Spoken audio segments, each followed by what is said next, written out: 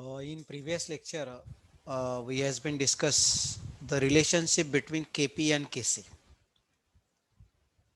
The equilibrium constant Kp is related to the equilibrium constant Kc, and that relation is that relation is Kp equal to Kc into RT raised to delta n. That relation is Kp into Kp equal to. So let us write that relation here. Kp equal to Kc into RT raised to delta n. So this equation has been derived by us. So in this equation, Kp is the equilibrium constant expressed in terms of pressure. Kc is the equilibrium constant expressed in terms of the concentration. R is a gas constant, T is the temperature, and delta n is the difference between the number of moles of the product and number of moles of the reactant. So using this equation, we can find out the relationship between the Kp and Kc. Now, in this lecture, I would like to discuss about the Le Chatelier's principle. Le Chatelier's principle. Now, this Le Chatelier's principle is applicable to the equilibrium system. Whenever there is a reaction uh, in which equilibria is involved, for example, if we write the reaction between nitrogen molecule, a gaseous nitrogen molecule and hydrogen molecule, then the product which is formed, it is a reversible reaction. So two ammonia molecules are formed here. Two ammonia molecules are formed here. So we can apply the Le Chatelier's principle to such chemical reactions or many chemical reactions. So let us see first of all what is a Le Chatelier's principle. So the principle states that for a system in dynamic equilibrium, you must be understand what is a dynamic equilibrium.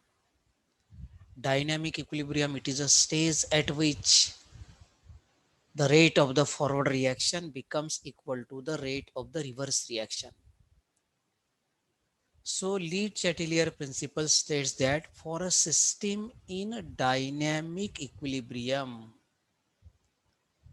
whenever there is a change of variables, whenever there is a change of variables, which variables? Temperature, pressure, or concentration, because the reaction is dependent upon these variables, temperature, pressure, or concentration. The system shall try to undo the effect of the imposed restrictions. So whatever the change of variables there in the chemical reaction, the system shall try to undo. Means whatever the effect which are taking place onto the reaction, the system does not change that variables. So Le Chatelier states that for a system in a dynamic equilibrium, whenever there is a change of variables like temperature, pressure, or concentration, the system shall try to undo. Means no change into the system. Whatever change into the system that brings to its initial stage, try to undo. Okay. In trying to undo effect, there shall be change in some other variables of the reaction. So in trying to undo effect, so we want to bring the system in the equilibrium stage, there shall be a change in some other variables of reaction to keep the equilibrium of the reaction, to maintain the equilibrium of the reaction. Suppose, let us consider this reaction now. Reaction between nitrogen gas and hydrogen gas. Reaction between nitrogen gas and hydrogen gas. So for this reaction, to maintain the equilibrium stage, this is a reversible reaction, and if there is a dynamic equilibrium, that is rate of the rate of the forward reaction becomes equal to the rate of the reverse reaction. So according to the Le Chatelier's principle, if we change the variable, suppose that if we change the pressure, then in order to bring the system at equilibrium, we have to change the other variables. Then the system shall try to undo.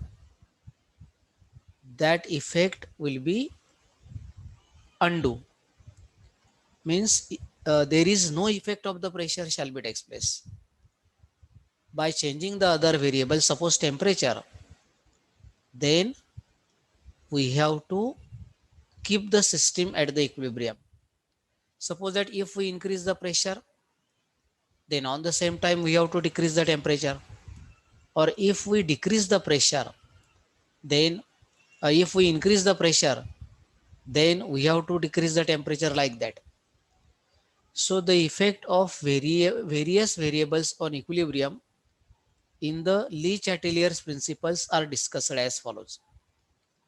The effect of various variables on the equilibrium in the light of Le Chatelier's principle are discussed as follows. So let us see. First, it is effect of temperature change. First effect is effect of temperature change. Now, if the temperature of the system in equilibrium is increased, suppose that we are changing the temperature of the system, then the equilibrium will adjust itself in the direction which absorbs the heat. It means whatever there is an increase in the temperature, if the temperature of the system is increased, then the equilibrium will adjust itself in the direction which absorbs the heat. Okay. On the other hand, lowering of temperature, if we decrease the temperature, will shift the equilibrium in the direction evolving the heat. In the direction evolving the heat energy should be going to be released. Thus, if the reaction is endothermic, in endothermic reaction, the heat energy is absorbed. Heating the system at equilibrium cause a shift in the equilibrium to the right with the formation of the more products and hence an increase in the value of the equilibrium constant. On the other hand, if the reaction is exothermic, the application of heat will cause the reaction to shift to the left. That is, more reactants will be produced at the cost of the products, and hence a decrease in the value of the equilibrium constant takes place. It means that for an endothermic reversible reaction, high temperature is favorable, while exothermic reactions are favorable by lower temperatures. Exothermic reactions are favorable by lower temperature. So let us take the example to explain this. The reaction between nitrogen and hydrogen gas. Previously, we have taken this example. So once again, I would like to take this example. See now here, the reaction between nitrogen gas and hydrogen gas, formation of the ammonia molecules, and this much amount of the energy is released, 94.1 kilojoule per mole. The forward reaction is exothermic because heat energy is released here. Energy is evolved or energy is released here. Energy is released, given out. Okay. It means that this forward reaction is exothermic and is accompanied by a decrease in the volume. This reaction is accompanied by a decrease in the volume, because volume should be decreases here. Here 4 moles, 1 mole of nitrogen, 3 mole of hydrogen, which gives 2 mole of ammonia molecules. So forward reaction shows that there is a decrease in the volume. So how the volume becomes decreases? How the volume becomes decreases? Okay. So if the temperature is raised, the yield of the ammonia decreases and the proportion of nitrogen and hydrogen and the in the equilibrium mixture increases. On the other hand, if the temperature is decreased, the equilibrium shifts in the direction in which heat is produced, that is forward direction. Hence, low temperature favors the formation of the ammonia molecule. So in this case, low temperature favors the formation of the ammonia molecule, because this is an exothermic reaction. So in exothermic reaction, already heat energy is liberated. So we cannot increase the temperature. What happens if we increase the temperature? More and more heat energy is released. Okay. So this reaction is favorable at low temperature. But there is a forward reaction shows that there is a reduction in the volume. So we have to apply the pressure onto this. This reaction is favorable at increase in pressure and decrease in temperature. This reaction is favorable in increase in pressure and decrease in temperature, because this is an exothermic reaction. So decrease in temperature T. Hence low temperature favors the formation of the ammonia molecule. Okay, once again you can see the Le-Chatelier principle. The principle states that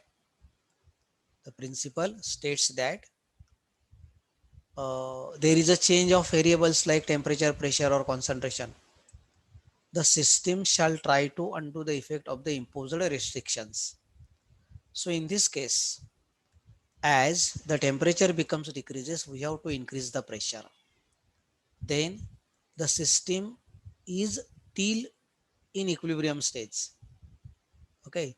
So therefore this reaction is favorable at the low temperature. Okay. So effect of temperature change. So as we increase the temperature, more and more heat energy is given out. So for that particular reaction, we have to decrease the temperature. So once again, you have to see, if the temperature of the system in equilibrium is increased, okay, then equilibrium will adjust itself in the direction which absorbs the heat. On the other hand, lowering of temperature will shift the equilibrium in the direction of evolving the heat. Okay, lowering of temperature, because in this case, in the production of the ammonia, you can see here, lowering of the temperature is there. So heat energy is evolved here. Heat energy is evolved here because the reaction is exothermic. Reaction is exothermic, so heat energy is liberated there. So you can see there, here, lowering of temperature will shift the equilibrium in the direction of evolving heat. It means in forward direction. Thus, if the reaction is endothermic, heating the system at equilibrium causes a shift in the equilibrium to the right, with the formation of more and more products, hence an increase in the value of the equilibrium constant. So this is about the effect of the temperature on the system. So you have to remember this statement: for an endothermic reversible reaction, high temperature is favorable if the reaction is endothermic. In case of the endothermic reaction, heat energy is absorbed. So whatever we supply the heat to the system, that heat get absorbed because the reaction is endothermic. While in case of the exothermic reaction, the heat energy is given out. So we cannot increase the temperature there. So exothermic reactions are favored at low temperature. So we have to keep the temperature as low as possible. So this is a very good example to explain the effect of the temperature, because this is the exothermic reaction. So we cannot increase the temperature here, we have to decrease the temperature, because if we increase the temperature, what happens? More and more heat energy is given out, and that is not correct. Okay, so we have to keep the temperature low. Okay, then the reaction between the nitrogen and hydrogen gas will be takes place, and there is a formation of the ammonia molecule. So this is the production of the ammonia gas by Haber's process. Now let us see the effect of pressure change. As we change the temperature, we have seen if the temperature is lowered, the reaction is exothermic. If the temperature will be higher, the reaction is endothermic. Now, what is the effect of the pressure change? Increase in pressure shifts the equilibrium in the direction of lesser volume, or in the direction of lesser number of gaseous molecules. As we increase the pressure, what happens? You can see this reaction now. In this reaction, let us see here. So in this reaction, see now here, there is a reaction between sulfur dioxide gas and O2 gas.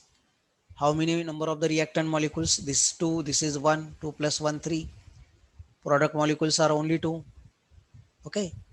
So increase in pressure shape the equilibrium in the direction of lesser volume. Volume will be less here, or in the direction of lesser number of gaseous molecules. Less number of the gaseous molecules are here. Here 3 molecules reactant, products are only 2. Okay. So we'll shift in forward direction on increasing the pressure, whereas equilibrium in the reaction. So as we increase the reaction, as we increase the pressure, the reaction will be shifted to the forward direction. Okay, the reaction will be shifted to the forward direction. Okay, now let us see this reaction between dinitrogen tetroxide. Decomposition of dinitrogen tetroxide gives two NO2 molecules. Will shift in the backward direction, means this reverse reaction will be takes place here, because in this case 2 product molecules, 1 reactant molecules. Okay, so we cannot increase the pressure here. Okay, we cannot increase the pressure here, because otherwise what happens? We are increasing the pressure, the reaction will be shifted to the backward direction. Okay, so see now how it becomes. Will shift the backward direction on increasing the pressure. When the pressure on the system in equilibrium is decreased, the equilibrium shifts in the direction of greater volume, or in the direction of greater number of molecules. Okay, when the pressure on the system in equilibrium is decreased. Now if we are going to decrease the pressure here, we have to decrease the pressure. The equilibrium shifts in the direction of greater volume. 2 NO2 molecules are here. Okay, so by decreasing the pressure, forward reaction is favorable. By decreasing the pressure, forward reaction is favorable here in this case, because the number of the product molecules are less here. Now in this case, number of the product molecules are greater here. In this case, number of the product molecules are less. So we have to increase the pressure here. Okay. So by increasing the pressure, volume get reduces. So two SO3 molecules are formed here. So this is about the effect of the pressure change onto the equilibrium system. This is about the effect of the pressure change onto the equilibrium system. Thus, in this lecture, we has been discussed about the Le Chatelier's principle, how the equilibria is shifted to the right or to the left. It depends upon the temperature as well as pressure.